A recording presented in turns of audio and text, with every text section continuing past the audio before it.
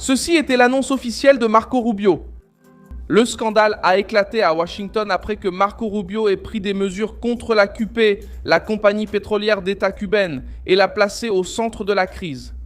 Un accord qui tentait d'ouvrir la voie à un énorme chargement de carburant quittant la Floride à destination de Cuba.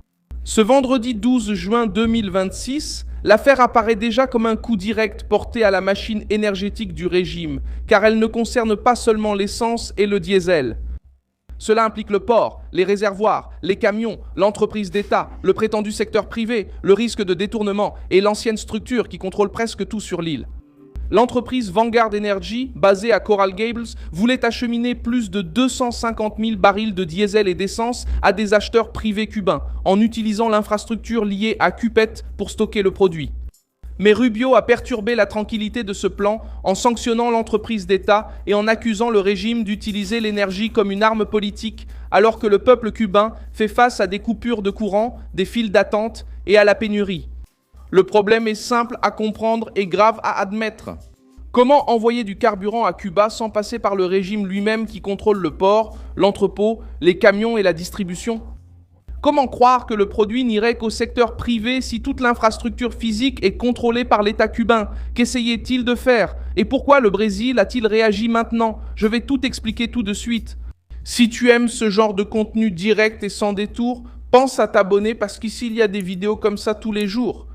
Marco Rubio a annoncé la sanction contre la Cupet le 11 juin 2026, touchant directement l'entreprise d'État responsable de l'infrastructure pétrolière et gazière de Cuba. La mesure bloque les biens et les intérêts de l'entreprise sous juridiction américaine et augmente le risque pour toute société américaine qui tenterait de faire des affaires avec elle. La décision a du poids car la Cupet n'opère pas sur un marché libre. Le régime cubain utilise le carburant pour protéger ses privilèges, maintenir les structures de sécurité et soutenir sa machine de contrôle, tandis que les familles font face à des coupures de courant et à la pénurie. Les propos ont pris de l'ampleur car le Cubain ordinaire attend des heures pour l'essence, subit l'arrêt du commerce et des coupures d'électricité. En même temps, l'appareil de répression continue de fonctionner. Les organes de surveillance restent présents dans les rues et l'élite du régime continue d'être protégée. L'accord qui a mis le feu aux poudres implique Vanguard Energy, une entreprise basée en Floride, intéressée à envoyer une grande cargaison de carburant à Cuba. L'opération portait sur plus de 250 000 barils de diesel et d'essence avec une vente promise à des acheteurs privés cubains. Sur le papier, cela semblait être un soutien aux entrepreneurs. En pratique, la cargaison devait entrer par un port cubain, utiliser des installations de stockage liées au système étatique et circuler sur l'île avec des camions-citernes. C'est à ce stade que le plan perd de sa force. La question qui fait tomber la version la plus flatteuse de l'accord est simple. Qui contrôle tout cela à l'intérieur de Cuba? Une entreprise peut signer un document, promettre un contrôle et dire que le produit ne sera pas revendu au régime. Mais une fois que le carburant arrive au port, qu'il entre dans les réservoirs et qu'il en sort par camion, le contrôle réel devient presque impossible. À Cuba, un entrepreneur privé ne s'oppose pas facilement à un ordre d'une autorité militaire ou d'un agent de sécurité. Le premier point critique se trouve au port. Un navire-citerne a besoin d'une autorisation, d'un accostage, de services portuaires, de sécurité, de taxes et d'une opération locale. Matanzas apparaît comme une pièce importante précisément parce qu'elle est un point stratégique pour le carburant. Le problème, c'est que ce type d'infrastructure n'est pas entre les mains du secteur privé indépendant. Elle est liée à des entités étatiques. Avant même d'atteindre le supposé acheteur privé, le régime peut déjà profiter de l'opération. Le deuxième point concerne le stockage. Une cargaison de cette taille nécessite des réservoirs, des opérations de mesure, du pompage et un contrôle technique.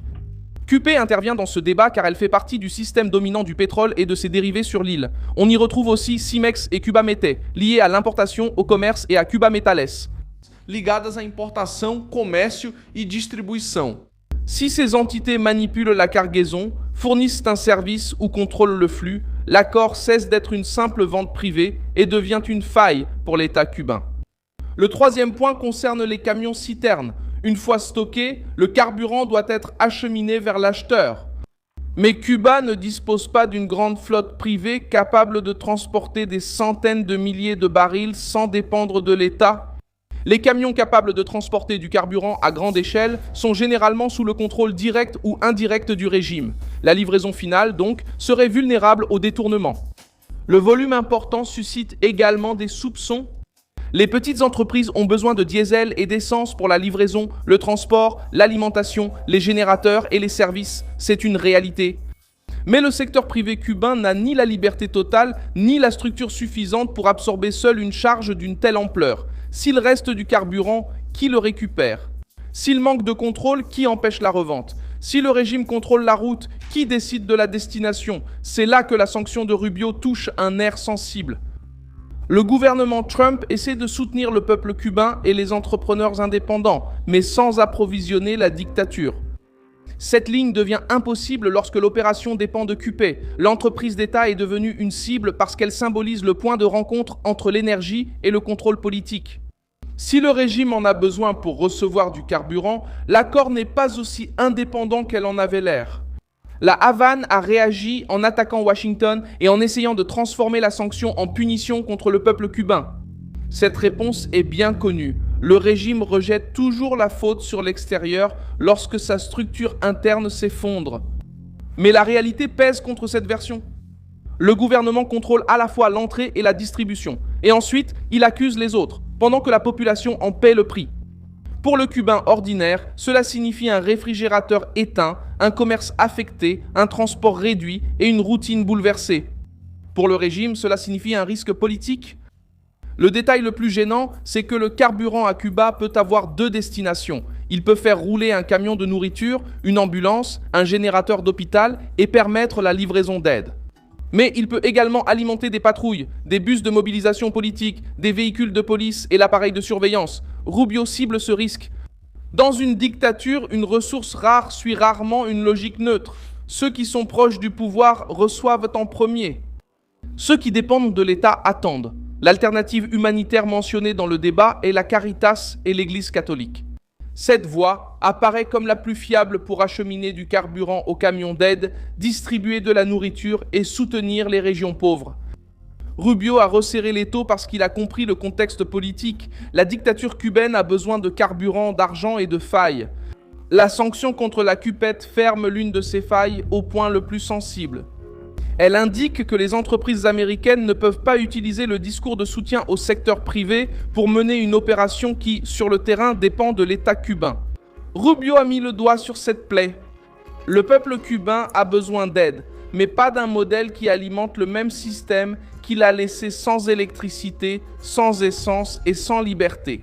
Je suis Milson Alves, global, internationaliste, et mon objectif est de vous tenir bien informé en vous disant la vérité chaque jour. Les liens des actualités se trouvent dans la description de la vidéo. Laisse un like sur cette vidéo, abonne-toi à la chaîne et, à la fin, jette un œil aux commentaires pour être encore plus engagé avec la communauté Milson Alves.